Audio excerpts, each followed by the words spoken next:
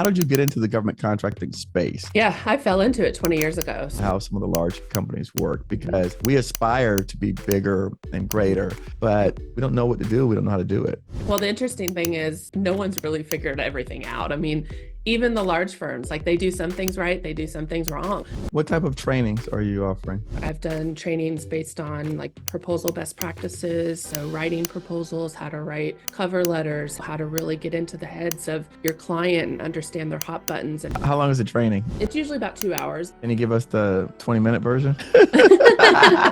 What is a win theme?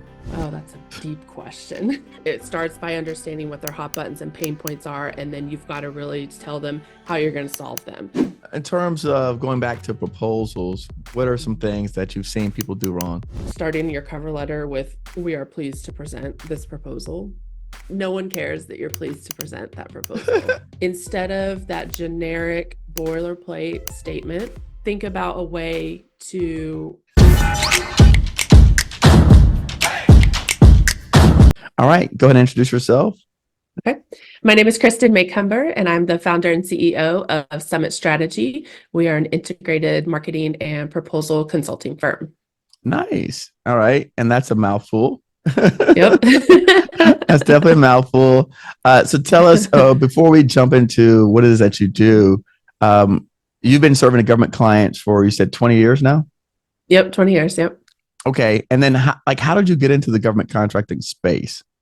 Yeah, I fell into it 20 years ago. So I went to college to play basketball. I went on a full ride to the University of Richmond. So I was a Spider, and really had no idea what I wanted to do with my career other than to play basketball. So I did that for 3 years through my junior year, and decided that I kind of had two options. One, to go to the WNBA and make probably $20,000 a year, which didn't really sound very exciting, and figure out what I wanted to do with my career. So I decided to figure out a plan for my career. So I graduated with a business degree, kind of figured out, had some odd jobs in sales, marketing for a little bit, and then moved to DC and got hired at an architecture firm as a marketing director. And for some reason, they hired me right out of school, had zero experience, and it was all federal proposals. And so I just got thrown into the deep end, honestly, with zero experience, zero idea of anything that I was doing. Honestly, they took a complete chance on me. And I just absolutely fell in love with this whole industry, whole profession, and have been doing it for 20 years since. Mm-hmm. So Yep. you worked, so you moved to DC, you worked for a big architect firm doing marketing, Mm-hmm. and then you decide to start the business. How did that go? Yeah, so it was actually 17 years later that I started the business. So I worked in corporate for 17 years. So that first job was at a small architecture firm. Actually, it was a family-owned business, and I worked there for a couple of years. Kind of got my feet under me, learned a little bit about the business and then about the industry in general. And then I got recruited to a larger firm, to Tetra Tech. And so they recruited me to build a proposal department for a brand new subsidiary that they were building out. And so that was kind of my first foray into like a larger role within the industry, and learning how to really build a process, a pursuit process from the ground up, and a department from the ground up, and really starting to learn more than just the proposals, and really learning more about the pursuit process as a whole.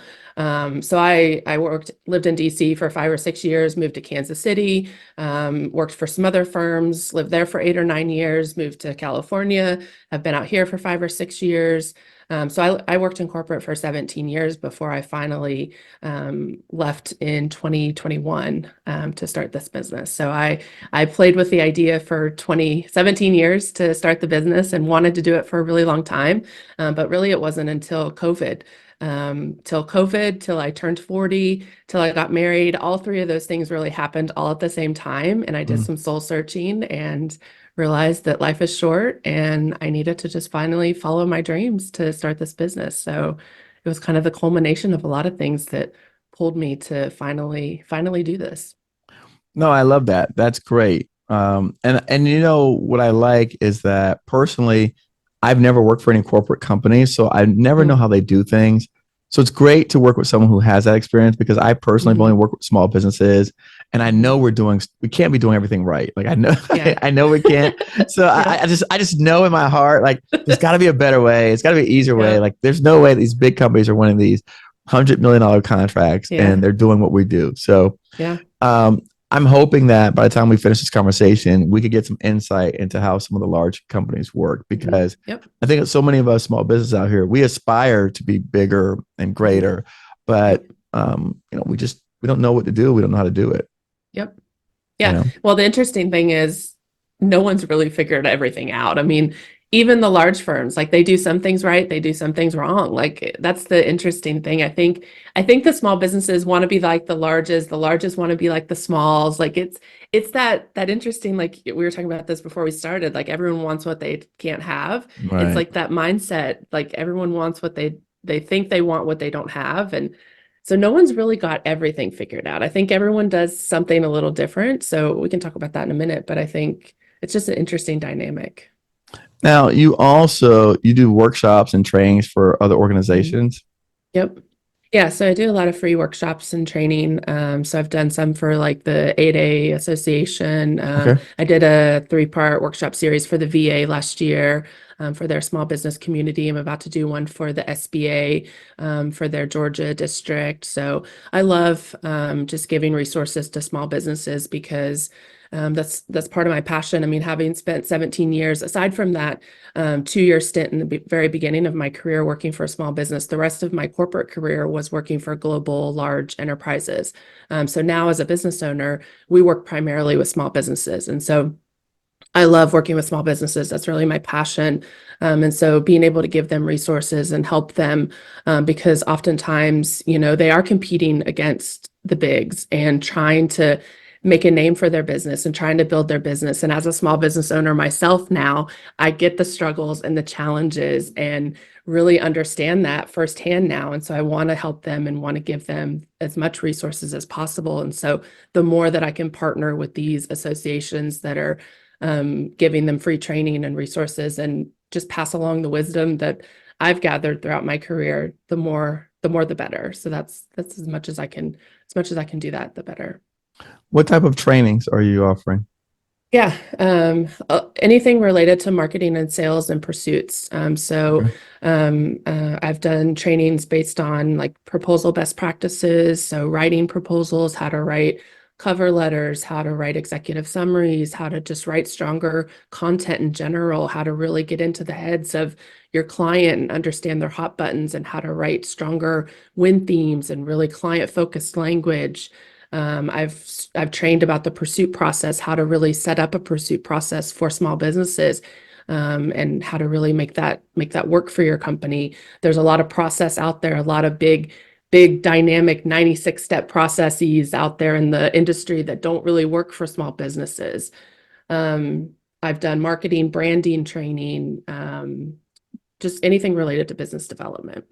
Tell me about. I'm curious about that pursuit process training. Mhm. Is I'm sure it's probably how long is the training, the pursuit process one? I've done it in an hour. It's usually about 2 hours, but I've done it in Okay. an hour. Mhm. Can you give us the 20-minute version? Yeah. No, So when I no, when I that, started when I uh-huh. started Summit, so I mean, everyone's probably familiar with the Shipley 96-step Yes, process, right? right, right, So most large businesses have that process, some sort of that process implemented for their company. That doesn't work in the real world for small businesses, right? right. Because it's for a lot of reasons. So when I started Summit, I created a 5-step process. And so we call that the Summit, strategic edge process. So I've broken down what I think are the must-have steps. And so it's really, for me, I think it's important, and this is what I work with our clients to do, really figure out and get clear on what your must-have steps are. And it's simple, like must have a go, no go process, must have a go, no go assessment for every RFP within 24 hours of RFP receipt. Like it's simple things like that. Mhm. And just really get clear on what those must have steps are. Must have a kickoff meeting that talks about your win themes. You must have met with a client at least one time before the RFP drops. Like little things like that you say it out loud and it seems like, well, duh, that's an obvious. Why wouldn't we do that?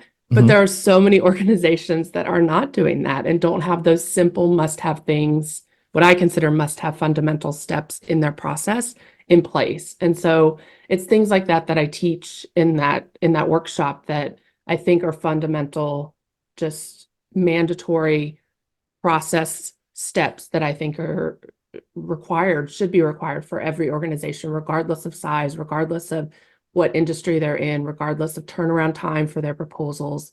All of those factors shouldn't really matter. And so implementing those as part of your pursuit process. And so that's really what we talk about in that workshop. What is a win theme? What is a win theme? Oh, that's a deep question.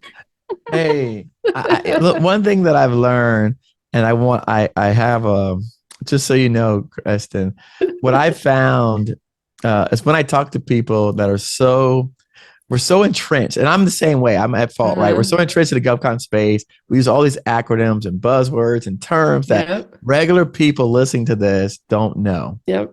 So, Yep. I didn't stop at Shipley, but, Yeah. Yep. win themes is since that's because again, all we know is that we don't need that. We want to know about the 5 steps that we do need. Go, no Yep. go. Okay, that makes sense. Win theme. Yep. Let's clarify what Yeah. that term means for people. So to me, the win theme is a statement describing why the client should choose you. Okay. And so there's a formula for it. So first and foremost, you have to figure out what the client cares about. What are their pain points? What are their hot buttons? Their goals and objectives. What do they care about? What's keeping them up at night? And so that's where the client relationship really comes into play and why you have to have those conversations before the RFP, because those details are not going to be written in the RFP. And so if you're waiting on cold RFPs and you're just getting the RFPs off sam.gov and responding to them, you're not going to really be able to write a compelling proposal response that's going to give them a strong reason to choose you, because you're not going to really be able to write a win theme, because you're not going to know what their deep dark secrets are and what their deep dark pain Right. points are, right? And so it starts by understanding what their hot buttons and pain points are, and then you've got to really tell them how you're going to solve them. And that's the features and benefits and proof points, how you're going to solve them, what benefits you bring to them and why it matters to them. It's that so what factor. And then the proof point is where and how you've done it before, in terms of past performance, your previous projects, your relevant experience, etc. So it's really that just one statement that kind of sums all that up in a magic, sentence that just if they take nothing away, it's that one clear sentence that answers that for them. Oh, so that's something that you actually provide to the customer, the client. Yep. Okay. Yeah, it's typically in like your cover letter, your executive summary. Yeah, Okay. and it's usually like 2 or 3 points. Okay. So it's usually like 2 or 3 points that, because typically the contracting officer or the selection committee typically have to write a justification of award. So they've got to typically detail why they want to select you for that contract. And so essentially those win themes, we want to give them the answer for them. We want to make their job really easy. So those win themes ideally should be able to be copy pasted into that document that they're writing, to just make their job super easy. So copy paste, give them the answer for them. Okay. I like Yeah. that. No, that's very helpful. Right. So I like that. Thank you for that. I'm sure a Mhm. lot of people, right, have a bunch of questions about that. Yeah. But again, we're just having a high level overview. Yep. One question is, when is the right time to talk to the customers to get the information that you need to develop that win theme? Yeah, I think it's all part of your business development strategy. I mean, really, I think as part of your business plan, you have to identify what agencies are buying what you're selling, whether it's your products or services, and start introducing yourself to those agencies, building relationships with those agencies, and as part of that, you'll uncover what opportunities are going to come up, what contracts they're going to be putting out to market, and then you can start positioning for those contracts.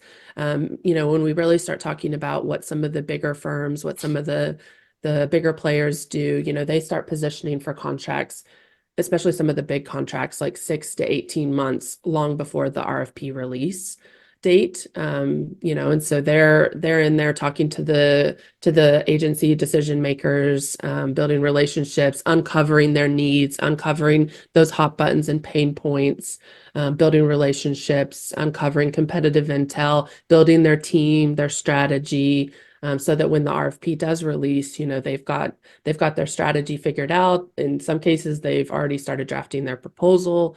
They've got those win themes drafted, like they're ahead of the game. And, I know that's not feasible all the time on every contract, especially as small businesses really start to enter the marketplace and start to build up that muscle. But as you start growing and really starting to get in the game and build your team, and that'll start to become something that you'll have to start to really think about and build up that game plan and strategy. Do you think that so I know we're talking about the larger businesses, but the smaller businesses, do you think maybe should be thinking that far out? 6 to 18 months. Yes. Um, I think they should start to think that. Yeah. I mean, I Okay. think, yeah, not necessarily for every contract. I think they should at least start to identify what agencies are buying what they're selling, because I think where so many where it could go wrong, where so many small businesses could start to really spin your wheels, is the government is large, right? It's huge. There's so many agencies, and where you can quickly get, you could quickly just spin your wheels and waste so much time and money by just pursuing cold RFPs and not really having a game plan and not really having a strategy. So I think really focusing your efforts and identifying what agencies you really want to target and having a game plan and having a strategy and really focusing your efforts so that you're not just throwing jello at a wall and hoping something sticks. So I think you do have to start looking a certain ways out and having that game plan in place. No, I like that. That makes sense. Mhm. Tell me, uh, yeah, I know that you wrote recently that you're supporting a lot of clients in the AEC space. Yeah. Um, is that different, right, from like cyber? How do you find the different industries vary Mhm. when it comes to proposals and win strategies? Yeah. Yeah, AEC is all my background. I mean, when I worked in corporate, that's all the companies I worked for. So that's all my background. But it's similar and it's different. So AEC is a mix of federal and commercial. So it could be federal in that it could be the Army Corps of Engineers or NAVFAC. Those are probably the two primary agencies. So it's the same kind of principles that apply to most of the same federal agencies on the cyber IT space, the other kind of govcon spaces.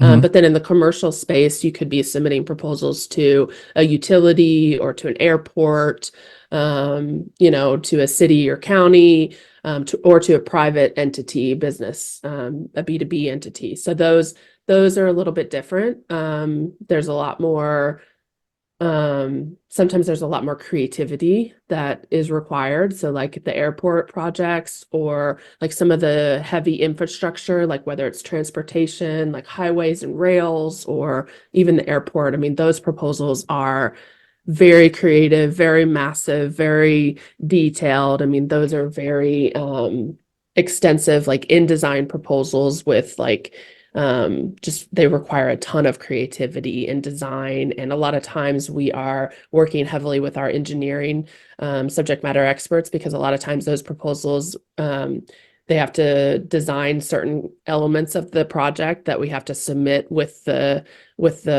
proposal. So they've got to design concept bridges and concept scopes and stuff. And so we've got to package all of that together. So it's a different animal. So I like that we have both those types of clients, because it's a diverse client set, and we kind of get to be creative one day and more rigid the other day, and just our consultants like that mix as well. So you're doing utilities work, airports, bids, not just federal. Yeah. Yep. Yep. Okay. Yep. It's interesting. I've never submitted a proposal for any of those types of bids, so I'm not sure how any of that Mhm. works. Yeah. Yeah. Yeah, that's a lot of what I've done my whole career. Yeah. Mhm. So you're saying that on those, you said you get to be more creative, right? Does that Very mean like creative. even with Yeah. the design and like Very colors design. and graphs Uh-huh. and Oh things like yeah. that? Yep. Yep. Okay. Very design. Yeah. So we typically put those proposals into Adobe InDesign. And so those are very graphic heavy proposals. And yeah, just a whole different, like each proposal has its own look and feel. It's just very design heavy. Wow. Okay. Yeah. Yeah. All So right. there's no Microsoft Word Times New Roman 12-point font. Like Right. that does not exist. That Like doesn't exist at the state that's level. not a thing. No, that's not a Yeah. thing. Really? That's not a thing. That's No. only a thing at the federal level. That's only a thing at the federal level. Yeah. Yep. That's Yeah, it. there's That's pretty typically no, cool. every now and then there will be a font requirement or some sort of requirement that'll kind of get in our way, but typically on those there's creative freedom, and that's a great thing because it lets you really get because I've always joked that I'm a graphic designer wannabe. I'm not a graphic designer, but I love to get in there and feel like I'm a graphic designer and just be Mm. creative. And I've always had that blend of like writing and graphics and strategic mindset, and just be able to kind of do all of those things at once. Um and so people that do proposals in those spaces are kind of unicorns because we've we've mastered the world of all of those things and be able to kind of do all of those things, all of those skills. And so it's like a blend of a lot of different skills that you get to unleash on those proposals, and it's a lot of fun. I see it makes you smile. It does, yeah, it's a lot of fun. I haven't done one in a while, so it's bringing I, me back, and it's fun. I Yeah, see it makes you smile. So that's a good yeah, thing, right? If yeah. a proposal makes you smile, that's pretty good. I I like know. I know. Yeah, that's right. or That's maybe you're right. just weird. I don't know. I am pretty weird. I've always Okay. loved proposals. I've always been one of those weirdos that loves them. That's okay. I see. Like I'm a weirdo as well. I think we all are in Yeah, our own rights, but we are. we all are in our own rights. That's right. So is that how you tell me how you got involved in APMP? Mm. Yeah, same thing. A couple years into my career, I got involved with SMPS first. So that was Society for Marketing Professional Services. So that was for the AEC industry. So I got involved with that. And then I think I had a colleague that mentioned APMP because all of my roles were focused heavily on proposals. So I went to my first conference and just fell in love with it because I was like, oh, these are all the proposal people. I do proposals. Like these are my people. So I just started to get really involved. I joined a committee first when I was still in DC. And then when I moved to the Midwest, I became the chapter president of the Midwest chapter and just quickly kind of rose up through the ranks. And then so I was on the international board in gosh, I don't remember what year. It was 2009.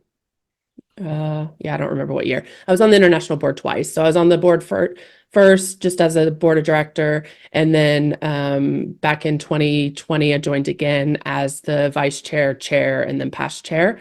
So I led the whole association as the chair in 2021.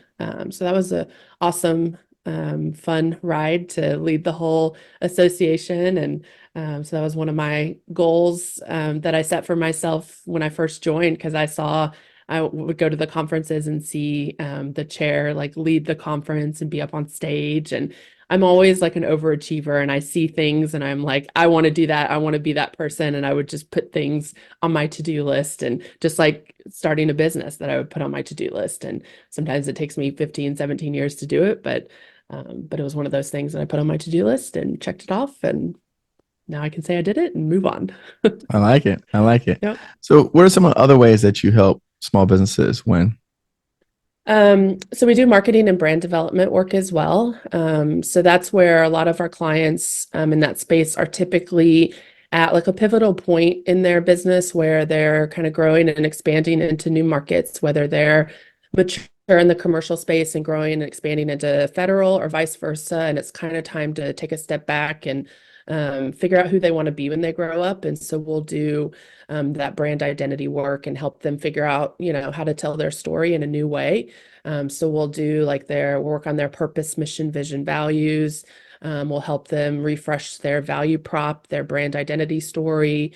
And then as an output of that, we'll refresh their website, their marketing collateral, their CAPE statements, their pitch decks, all of the things that they market that have to brand and market themselves.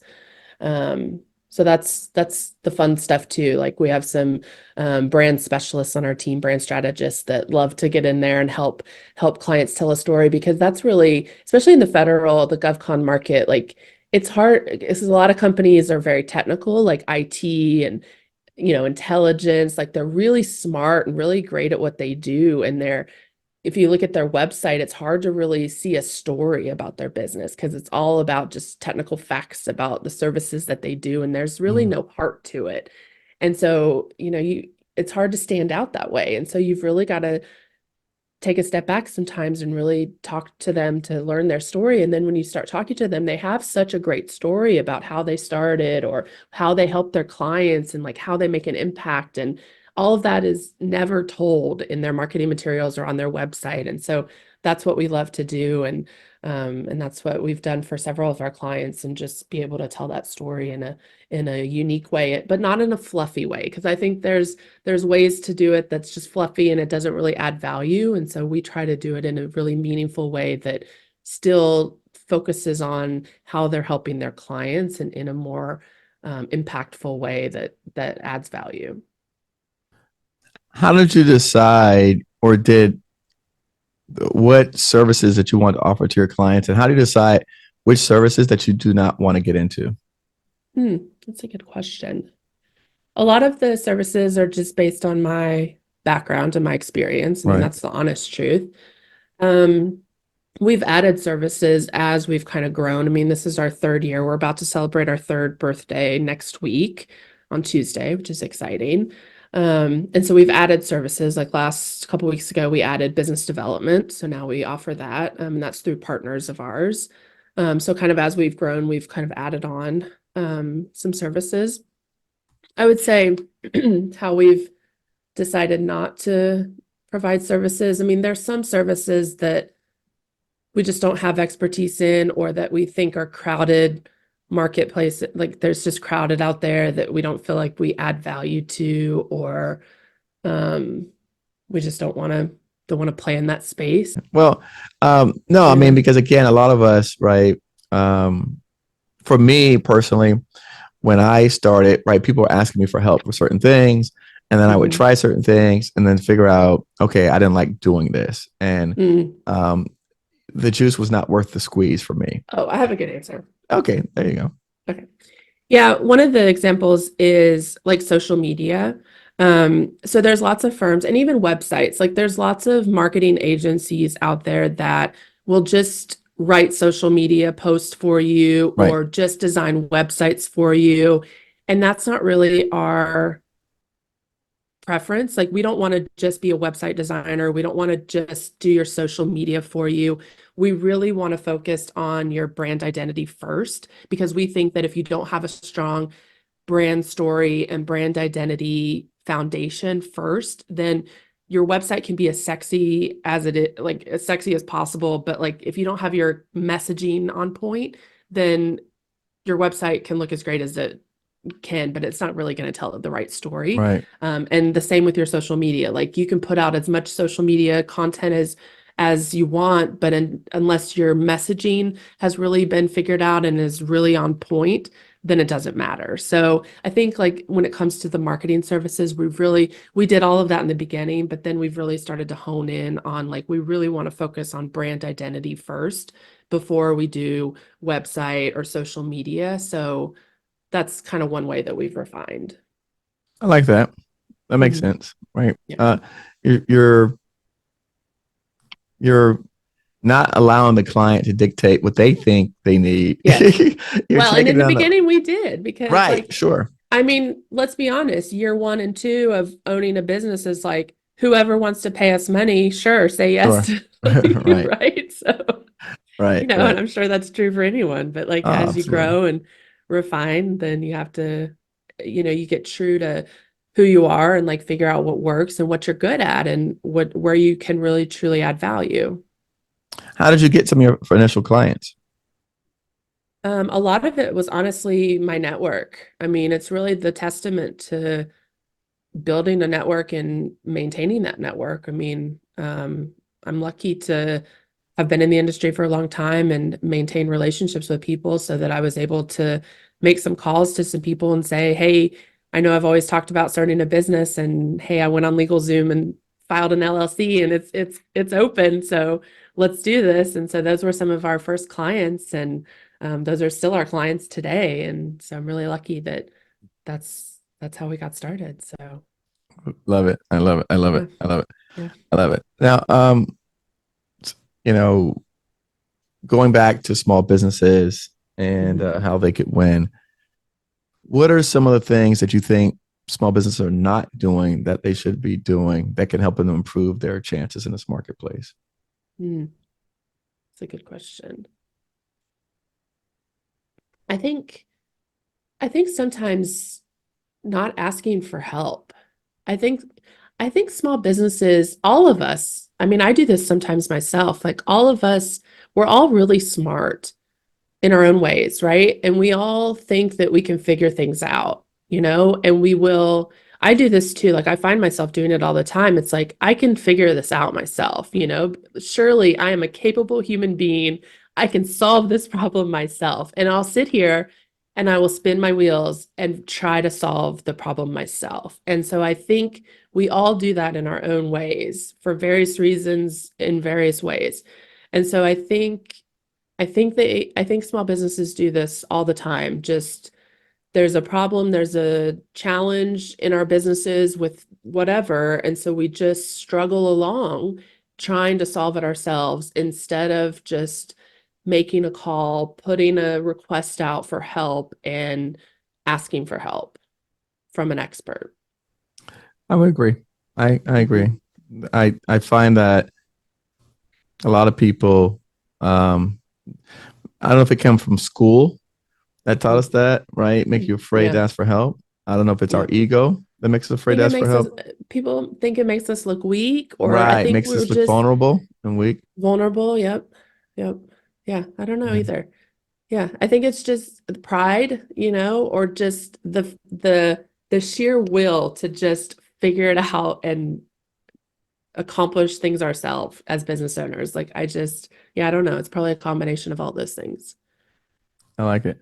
Um, in terms of going back to proposals, what are some Mhm. things that you've seen people do wrong on a proposal side? Mm.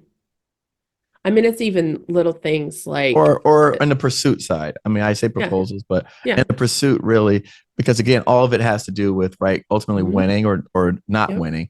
And I think Yep. we want to try to help, like maybe there's, some common mistakes that people make that we can Yep. help them be cognizant of, Yep. so that they can look out for them, even if they're not the Yep. ones writing it, if they're reviewing it for their team members.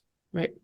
I think on a proposal, it's little things that, I mean, one of my biggest pet peeves is starting your cover letter with, "We are pleased to present this proposal." Okay. Um, so no one cares that you're pleased to present that proposal. They don't And care. no, no one cares.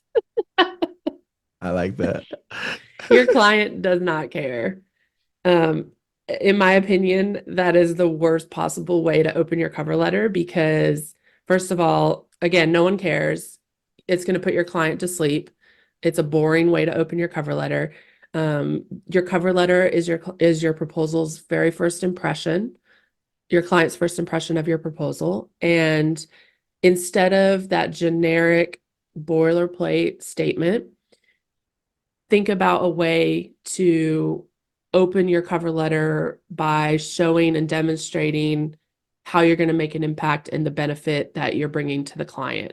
Wow them, like really hit them hard with how you're going to make a difference to them and what problems you're going to solve for them on that project and tailor it to them. Our clients are really smart and they can tell when we're lazy and we've just taken the last proposal, saved as, changed the client, changed the date, and just shoved it out the door, right? Mhm. And so Yeah. we don't want our clients to have that impression of us. And so we want to show them that we've taken the time to tailor it to them. And so the first impression is that cover letter. And so it's little things like that that I think really make a difference. So that's one thing. The next thing I see is just wall-to-wall text on every page, just dense text, just heavy, just a lot of text. And again, like our clients, like they're human.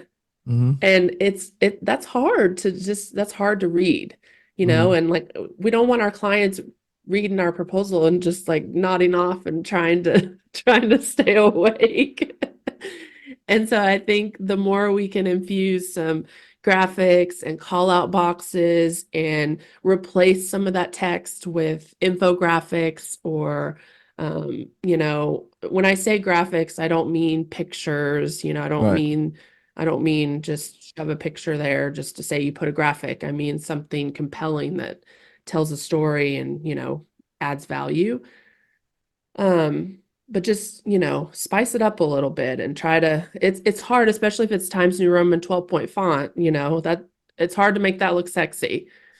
So you're going to have to be creative by use call out boxes to really catch their attention because our clients they don't want to be reading these proposals. Let's be honest. Like this Mm-mm. is not their favorite thing to be Yeah. doing. And so they're going to be skimming pages. They're going to be flipping through if it's a hard copy, flipping through pages. If it's a PDF, they're going to be scrolling quickly. And so they're going to catch their eyes going to catch on the call out boxes, the graphics. And so we want to use those to really pull their attention to those really important points that we want to really sink in. So I think those are two really strong tips for how to strengthen proposals that are easy to do that can really go a long way. Okay. I like that. I like Yep. that. Um, so that's on the proposal side.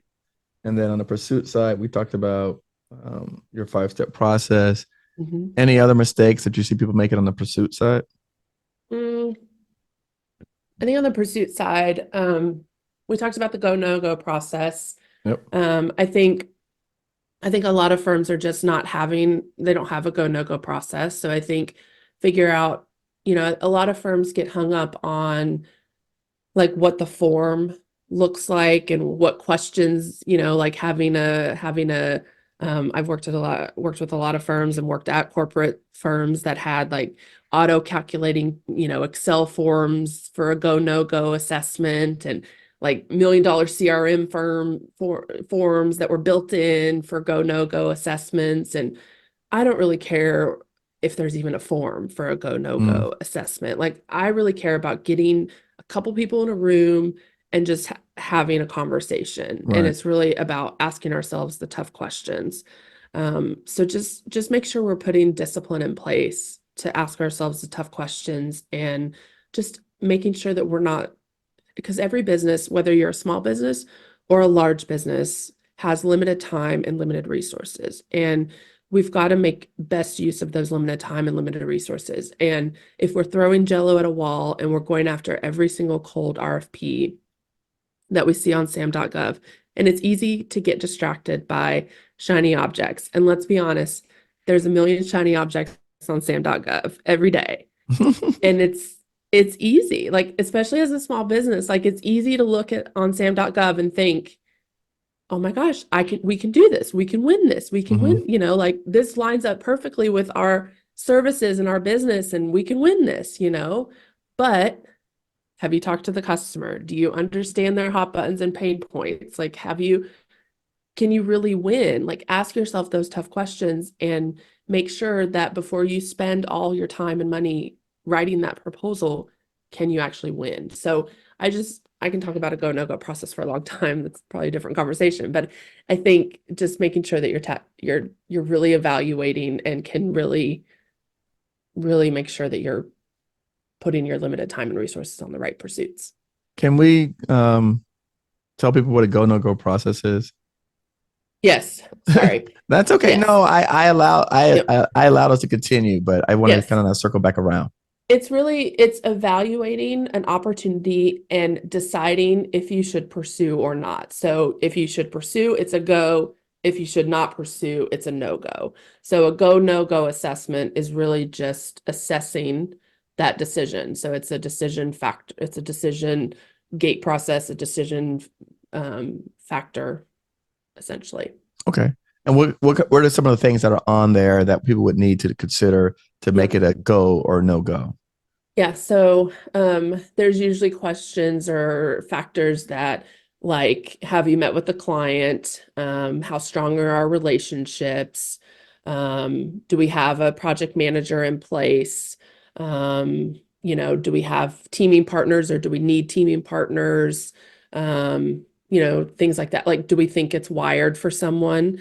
Like sometimes the RFP will be very specific. Like it'll say you must have this type of past performance within this type of, Mm, 5 years within, or like 2 years within, like it'll be very, very, very specific, which sometimes that means it's wired for a specific firm. So that'll be a factor.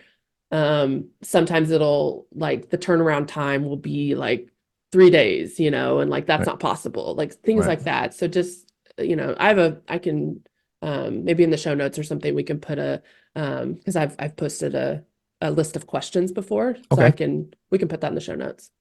Okay. Yeah, that'd be helpful. Yeah. Um, for those people who are, they're just Yep. trying to figure out Yeah. what does that look like and what are some of the questions they should be asking. And then at the end of the day, right, you have all these questions that you ask yourselves, and then there's some sort of scale, right, at which you rate it, and Correct. then you make a Yep. decision. Correct. Yep. Yep. I've never, and again, like I said earlier in the conversation, I've never worked at a corporate company, Mhm. but I didn't, but people use CRMs for this kind of stuff. Oh yeah. Yeah, some CRMs have that built in, like as a module, like they have a go, no go assessment module where like you plug in the opportunity and it'll walk you through the questions and it auto calculates and auto scores and auto weights everything. And yeah, there's some fancy tools out there. Are there any tools that you recommend for small businesses to have? In terms of CRMs. And no, and just in terms of being able to win more pursuits, track their pursuits, have a higher probability of winning. Do you It recommend to just your clients any type of tools? it depends on the size. It really depends on where you are as a business. Okay. We're partners with a couple of firms. So we're partners with like Deltek and Uninet. So if you're, looking for ERP or CRMs, Hmm. so again, it depends on those, those types of tools. We're also partners with like some proposal automation tools. So like when companies get to that size and you've got like advanced proposal libraries and you're starting to automate some of your proposal processes, and you have more robust libraries and really want to start to accelerate some of your proposal preparation. There's a lot of tools out there in the marketplace that can really start to increase some of that or decrease some of that proposal prep time. Okay. Yeah. Nice. Nice. Yeah. Um, you do pricing. Now talk to me about the pricing side. We talked about proposals and we talked about marketing and now tell me about the pricing. What do you guys how do you help with pricing and what are some of the things that we should be aware of? I don't know if I can talk too much of that because that's a partner. Ah, okay. All right. Yeah. That's all right. No problem. Hey, I was just look, I'm going Yeah, it's okay. Yep. listen, like I said, well, I all always right. like to say I do the words, not the numbers. So you don't want to talk to me about the numbers. Uh, hey, listen, you know what? That's fine. We'll go ahead and Yeah, rewind. We'll we can take that skip that out. part. Okay, let's get Yep. that out. Let's get that out. Let's get that out. All right. So then let's talk about some of the things that you enjoy doing from when you left your the large business. What do you enjoy the Mhm. most about running your own small business? Mm, that's a good question. Um, I just I love that it's mine, and I'm in the driver's seat of my own destiny. I love that feeling. I started this business with a goal in mind, with an end in mind. My husband and I want to retire by 50 and move to Europe and just live a different life. And so we've got 7 years to go. And so that's what we're working towards. And so that's just that's a timeline that is ticking behind me all the time. But it's exciting. And so that's, I don't know, it's just a different feeling. It's mine, and it's a roller coaster of a lot of emotions on a daily basis. Just running your own business, it's fun and terrifying equally at the same time. And but yeah, it's all mine, and that's a great feeling. What do you miss about working in the corporate world? Not much. Gotta be something you miss. Come on. Come on, Um, Kristen. I mean, I miss having the resources sometimes, you Okay. know. I miss the steady paycheck sometimes. Okay, there you go. Yeah. Right. I miss the bonus. I miss the bonus that was nice at the end of the year. You know, it was things are different now, post COVID, obviously, because I mean the world is different. But now I work fully remote. I was always in office before COVID. I never wanted to work remote. I never wanted to be a remote worker. I always worked in office. So I miss being in office sometimes and miss being around people. 85% of our clients I've never met in real life, which is interesting. So sometimes I miss being around people, but I'm part of different associations and go locally around here to lots of events and stuff so that I get to see people. So that's nice, other than my husband and my dog here in my house. So yeah, I miss the paycheck and the bonus and people sometimes. Okay. That's fair. That's fair. Yeah. What's what other things would you talk to someone getting into this marketplace that you wish that someone had told you early on? Mm. I think just don't be afraid to ask for help. I mean, it goes back to what we were talking about earlier. There are so many people that are willing to help. And I think sometimes it can feel isolating just as a business owner and just in general. You know, you don't, it's so easy to, you don't know what you don't know. And it's so easy to start to get in your own head. Um, and so I think there's just ask for help. I mean, even the community on LinkedIn, I mean, there's so many people out there just putting thoughts and ideas out there, and just get engaged and just ask for help. I mean, don't be afraid to put yourself out there. Yeah. Do you consider yourself an introvert or an extrovert? Introvert. Really? Yeah, I can be an extrovert when needed, but to my core, I'm an introvert. Like I recharge in a dark room alone. Yeah. My husband's complete opposite, so it's Mm, interesting. Yeah. interesting. What do you consider yourself? You know, I consider myself like you said, the blend. I do very Mm, well alone, yeah. but I can definitely function in public settings. I think I Hmm. function so well that people assume that I enjoy Hmm. it. Hmm. There's a Yeah. word for it. I forgot the word that I It's like wrote. ambivert. Yeah, something to that effect, right? Yeah. But yeah, I definitely majority of my time I spend alone, Yeah. Yep. you know. So um but I think when you go to Europe, you're gonna change that. Maybe. Yeah, I have some people that I work with that live out in like Barcelona and stuff, and Uh-huh.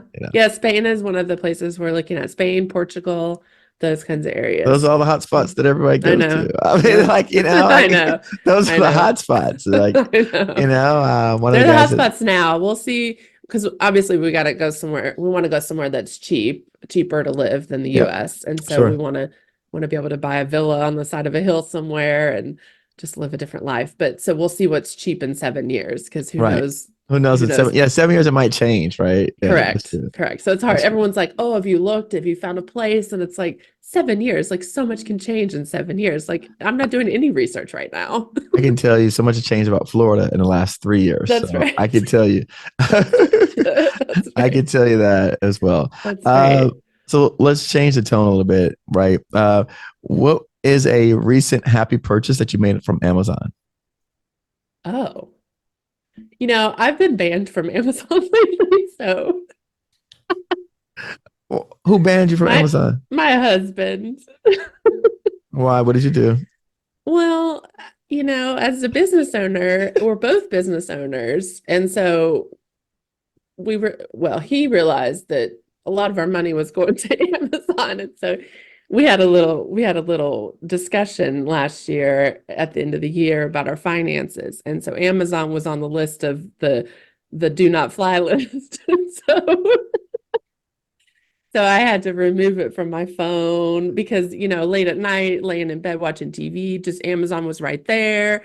And so I haven't been on Amazon at all. So I have got And nothing to all of share. 2024, no Amazon.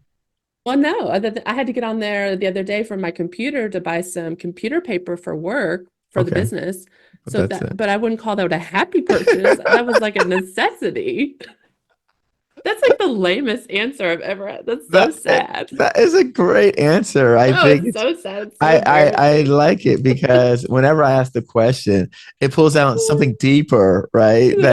That like I would have not received that answer had I there was no Yeah. other question I could have asked to get to that answer. Yeah, that's Does that make right. sense? Like there's Yes. nothing else I've got to ask you to No, arrive at that.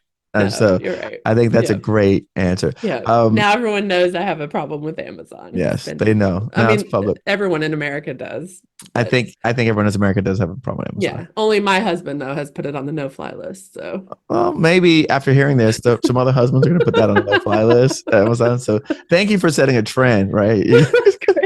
been a ban Amazon. Mr. Maycomber is now going to be popular. Yeah, he's gonna be popular. He's part of the ban Amazon trend, you know. Great. So that'd be great. That's funny. Tell me about an odd place that you've worked or a job that you've had that no one will ever guess. Oh. Hmm. Well, I got fired from TGI Fridays. Tell me. Yeah, Uh-huh. I was in college. I was a young Kristen. Yeah, I got fired in Greensboro, North Carolina. And those that know me won't be surprised by this, but I got fired for giving my manager a little bit of attitude Mm, because he said I didn't do my side work, but I did do my side work. okay. So he fired me. Okay. That's fair. Yeah, yeah. Well, That's all right. I did my side work. You did your side work. All I right. did. Okay. Yep. Well, it's So okay. TGI Fridays is TGI Fridays, yeah, it whatever. I mean I think that again, a lot of the times for me, I worked at Outback Steakhouse. So Mm. these are jobs that you That's work a at. level up than TGI Fridays, I I, feel like. I mean, Outback yes. is nice. Growing up, that was like when we had a celebration, No, Outback was same the thing. When place. we grew up, we had a celebration. Outback was, I agree with you. It Yep. was. That's And where, we had to go at 4 o'clock, right when yes, they right opened. when, because you can't Like wait in that, because once you they hit a cannot wait wait. list, it's over with. It's over. That's It's, it. no, that's funny you say that. That's a good point. That's a good point. That's a really good point. Yeah, I agree with you on that. No, that's funny. But when I worked there, it didn't feel like a step up as as a bus Yeah. boy cleaning up people's tables. Didn't feel like a step up, Oh, Christian. Just so you yeah. know, Yeah. when I was throwing out I the guess if you're a trash, busboy. Yeah. cleaning up Yeah. plates and putting in that. Have Yeah. you been in the back of the house kitchen where Yeah, of dishwashers course. are Yeah. and that Yeah. steaming It's hot gross. water? It's disgusting. Okay, and everything's on the floor and the grounds and those Yeah, it's black. disgusting. Okay, Yeah. so I don't think you can see the difference between TGI Fridays and Outback No. when you look at the Yeah. dishwasher and It's the true. stuff in the ground. Yeah. No, Yeah. it's restaurant kitchens are disgusting. I worked at a lot. I worked at Crapplebee's. I worked at all of them. I think Okay. if I only got fired from TGI Fridays though. Okay. You just wanted to share Yeah, the firing story. I did. Okay. All right. I think Well, it's that's funny. okay. That's all right. That's okay. So tell us, we're getting close to time here, Mhm. and so tell us what do you look forward to, right? What are you looking forward to 2024, 2025? What are some of the things that you're excited about coming up? I'm excited just for making an impact with our clients. I mean, we're about to help some clients win the NASA soup Okay. contract vehicles. So we're about to embark on that. So we're excited about that.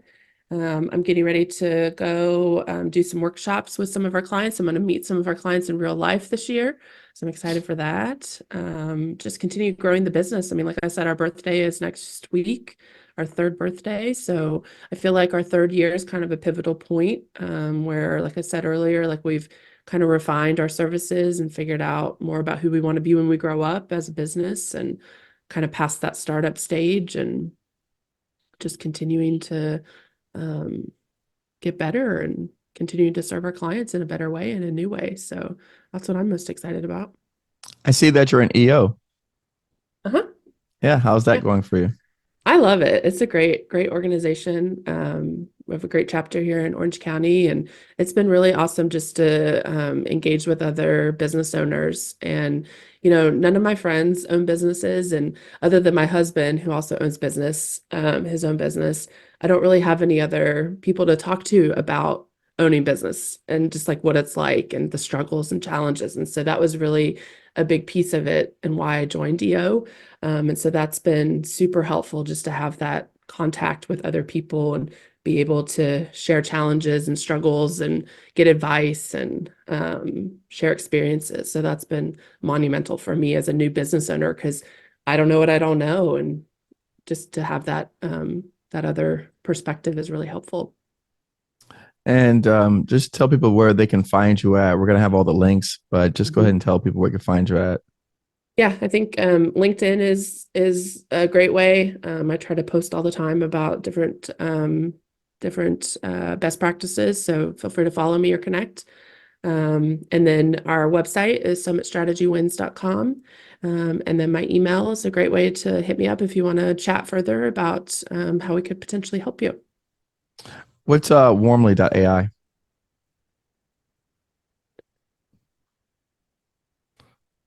What? Oh, the thing on my Oh, I forgot that that's on there. Oh, warmly.ai is it's an app that I added onto our Zoom because I do a lot of presentations on Zoom. So it's Mhm. just it was just a free add-on that I could add to Zoom that had our contact information. Oh, So nice. if you do a lot of Zooms, you can go to warmly.ai and create an account, and then it'll ask you what contact information you wanted to add to it, and it's just like overlays onto your Zoom. So it'll Oh, have your contact info. nice. And on Yeah. LinkedIn, they can find you. Spell it, please. It's Kristen Comer. Yep. Krystn Macomber Macomber. What does your husband do? What's his business? He does IT consulting and then low voltage contracting. Oh, nice. Cool. Yeah. Nice. Good stuff. All Yeah. right. And if you could just leave us with some parting words for small business out here. Yeah, I think just ask for help. There's lots of experts out there, but you're doing a great job and you guys are changing the world. And I love seeing you guys grow and I love seeing the impact that you guys are making, and I'm proud to be able to support you guys and support the small business community and keep doing great things. Thank you, Kristen. I appreciate Yeah, you. thank you. Thanks for having me. Take care.